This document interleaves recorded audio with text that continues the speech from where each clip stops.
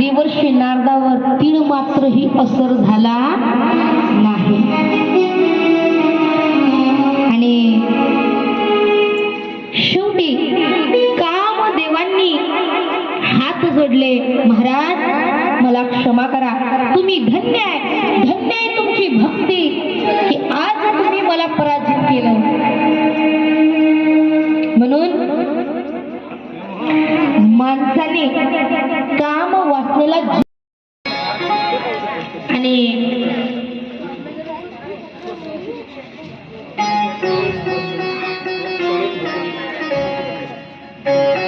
विश्वमोहिनी त्या ठिकाणी जेव्हा देवर्षी नारदाकडे येते आणि विश्वमोहिनीचे पिता देवर्षी नारदाकडे विनंती करतात, महाराज माझ्या मुलीचा हात बघून तिचं भविष्य सांगा। एवढी सुंदर स्त्री, एवढी रूपवान मुलगी बघून देवर्षी नारद मोहित झाले आणि त्यांनी तिचा हात बघितला। विश्वमोहिनी देवर्षी नारदाला आपला हात दाखवते आणि तिचे वडील विचारतात, महाराज हिच्या भाग्यात काय हे कृपया करून आम्हाला सांगा। देवर्षी नारद उठून उभे राहिले आणि तिचं भाग्यामध्ये काय लिहिलेलं आहे ते सांगू लागले। म्हणे तुमची मुलगी फार सुंदर अशा या कुळामध्ये जन्माला आलेली सुंदर रूपवान मुलगी, एवढी संस्कारी मुलगी, एवढी सुशील मुलगी, हिचा विवाह ज्याच्या बरोबर होणार तो जो कोणी हिच्या बरोबर विवाह करेल तो अमर होऊन जाईल। महाराज उलट भविष्यवाणी सांगितली, म्हणून जास्त भविष्य सांगणाऱ्याच्या नांदी लागत जाऊ। लई भविष्य सांगणारे, कोणी हात दाखवला की सांगते, कोणी मस्तक पाहिलं की सांगते, एखाद्याला केस उपटून दिला की तो केसावरून भविष्य सांगते। लई ढोंगी लोक आहेत महाराज। पण खऱ्या अर्थाने जो शास्त्राचा परिपूर्ण अभ्यास करतो आणि तो जे ज्ञान सांगतो ना ते ज्ञान केव्हाच खोटं ठरत नाही।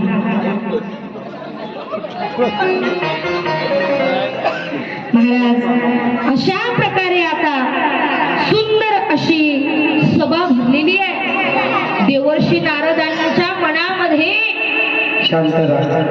देवर्षी नारदांच्या मनामध्ये इच्छा प्रकट झाली की या सुंदर स्त्री बरोबर, या विश्वमोहिनी बरोबर माझा विवाह झाला पाहिजे। आणि त्यावेळेस महाराज देवर्षी नारद श्री हरी विष्णूकडे जातात। देवर्षी नारद श्री हरी विष्णूकडे जातात आणि प्रार्थना करतात। प्रार्थना करतात श्री हरी विष्णूला। काय प्रार्थना करतात? प्रभू तुलसीदासजी महाराज फार सुंदर वर्णन करून सांगतात, आपण रूप देहि प्रभु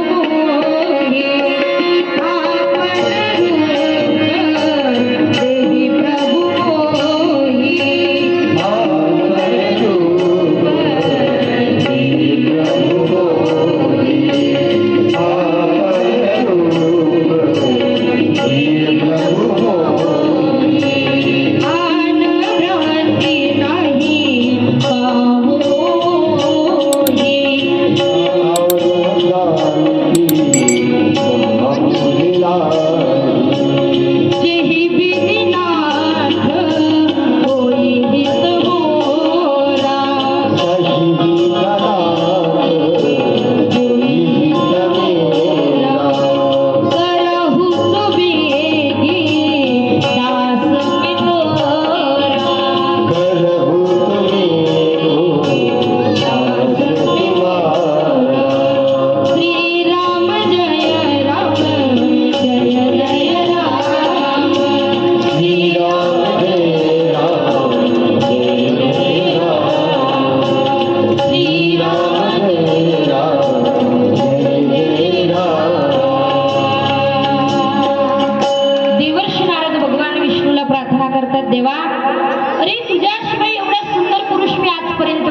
नाही. म्हणून देवा मला विश्वमोहिनी बरोबर विवाह करायचा आहे, लग्न करायचं आहे, माझी इच्छा आहे. देवा मला तुमच्यासारखं रूप प्राप्त व्हावं, म्हणजे काय हरी रूप मला मिळावं. देवाने तथास्तु म्हटलं. हरीचा एक अर्थ होतो माकड. आणि महाराज त्या ठिकाणी देवर्षी नारद यांना माकडाचं रूप प्राप्त झालं. आणि आता मात्र देवर्षी नारद भर सभेमध्ये ज्या ठिकाणी विश्व मोहिनीचा विवाह होणार होता अशा सभेमध्ये आले, राजमहलामध्ये आले. आणि त्यावेळेस एका खुर्चीवरती अगदी समोरच जाऊन बसले. महाराज विश्वमोहिनी चालत चालत आले आणि हातामध्ये वरमाळ घेतलेली आहे, पुष्पांच्या माळा आहेत. बघते तर काय, समोर बघितलं कोणीतरी माकडासारखं येऊन बसलंय, हसायला आलं आणि जोर जोरात हसायला लागली.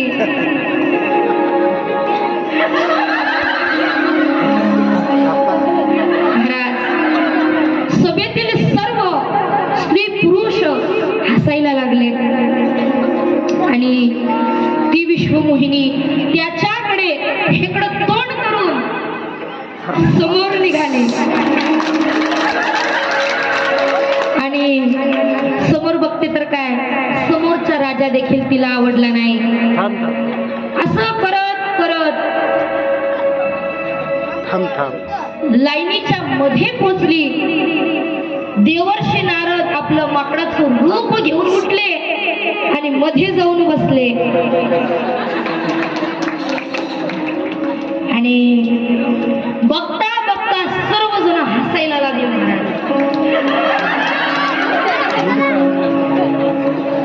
देवर्षी नारद डोकं खाजवायला लागले. अरे एवढा सुंदर मी दिसायला आणि विश्व मोहिनी माझ्याकडे बघत नाही, माझ्यात काय कमतरता आहे, एवढा सुंदर मी दिसायला. विश्वमोहिनी पुन्हा त्याच्याकडे इकडं तोंड गेलं महाराज आणि समोर गेले. पुन्हा देवर्षी नारद आपलं माकडाचं रूप घेऊन शेवटच्या जागी बसले. आता तरी विश्वमोहिनीचं माझ्याकडे लक्ष जाणार आणि ती मला घालणार म्हणून जाऊन बसले. पण महाराज पाहता पाहता विश्वमोहिनी जोर जोरात हसायला लागले. सर्व सभेतील राजा महाराजा स्त्री पुरुष हसायला लागले. आता मात्र तेवढ्यात श्री हरी विष्णू तिथं आले. श्री हरी विष्णू तिथं आले आणि विश्वमोहिनीने भगवंताचं सुंदर रूप बघून त्यांच्या गळ्यामध्ये वरमाला टाकल्या. ती पुष्पांची माला टाकली आणि त्या ठिकाणी भगवंताने तिचं वरण केलं आणि भगवंत विश्वमोहिनीला घेऊन तिथून अंतर्धान झाले. आणि महाराज फार क्रोध आला. भगवंताने आपली माया तिथंच थांबवली. देवर्षी नारदाला क्रोध आला आणि रागामध्ये एका तलावाजवळ जाऊन उभे राहिले.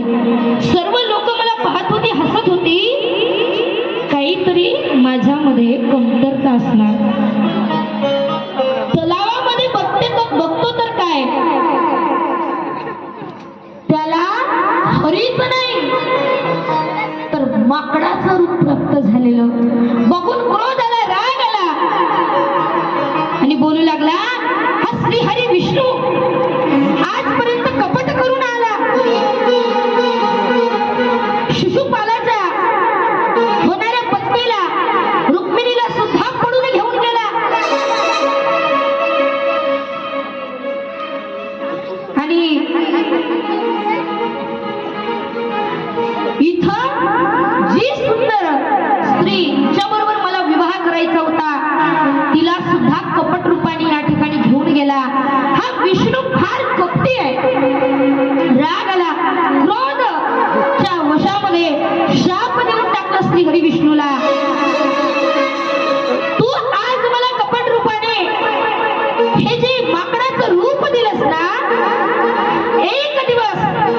जेव्हा तू सत्ययुगामध्ये श्री रामचंद्र प्रभूच्या रूपाने अवतार घेशील त्यावेळेस तुझ्या पत्नीपासून तुझा वियोग होईल. तू पत्नीच्या शोधामध्ये विरह करशील आणि त्यावेळेस तुझ्या पत्नीच्या शोधाकरता हे माकडच तुझ्या कामात येतील.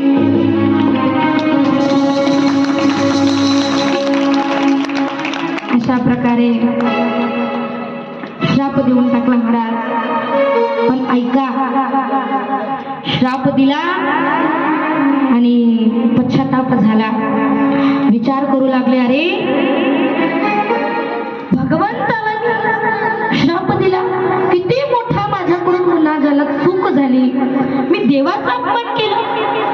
असं व्हायला नव्हतं, असं व्हायला नव्हतं पाहिजे. मला अहंकार झाला होता, अभिमान झाला होता, म्हणून मी बोलून गेलो, देवा मला क्षमा करा, माझ्याकडून मोठा अपराध झालाय, चूक झालेली आहे, पण देवा मला क्षमा करा. देवाने सांगितलं, एक काम कर, तू आता भगवान शिवाचं भजन कर. आणि महाराज देवर्षी नारद त्या ठिकाणी शिवशंकर भगवंताचं भजन करतायत आणि तुम्ही सुद्धा सगळ्यांनी मिळून या ठिकाणी भगवंताचं भजन करायचंय. जय जय भोले महादेव शंभो, शिव शंकर महादेव शंभो. बोला एकदा.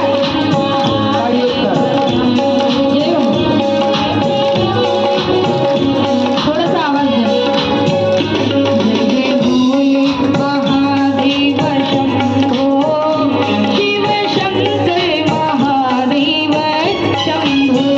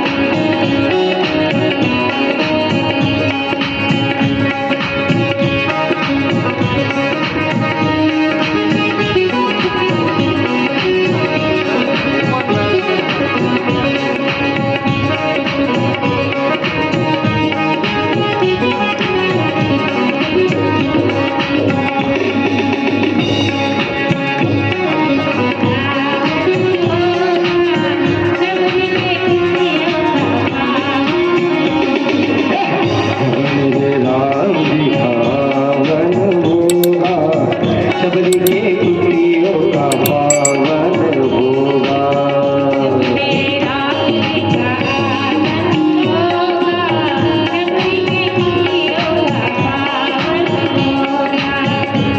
मेरे राम जी पावन होगा, शबरी के कुटियों का पावन होगा।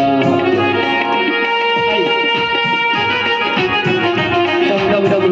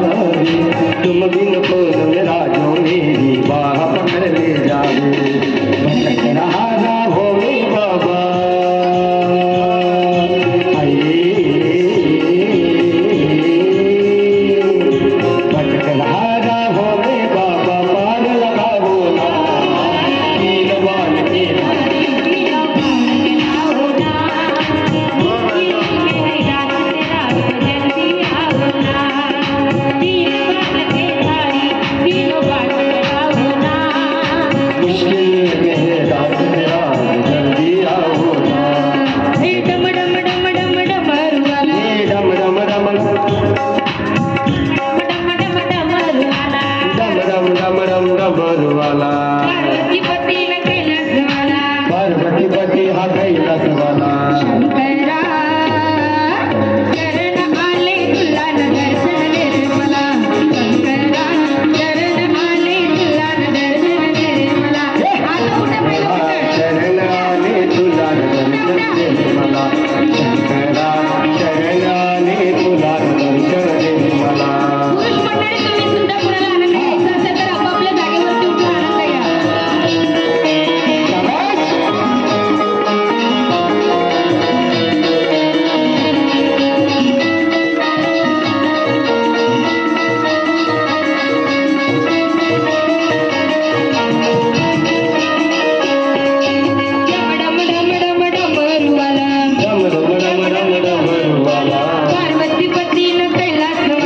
पार्वतीपती हा कैलास वाला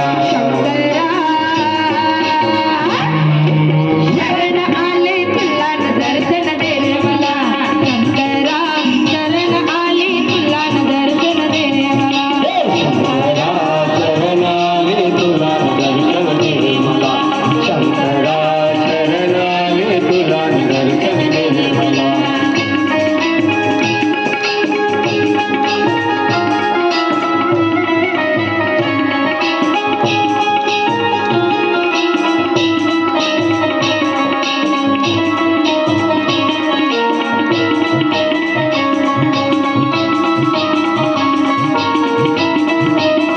तुझ्या कपाळाला भस्माचा टिळा तुझ्या कपाळाला भस्माचा टिळा तुझ्या कपाळाला भस्माचा टिळा तुझ्या कपाळाला भस्माचा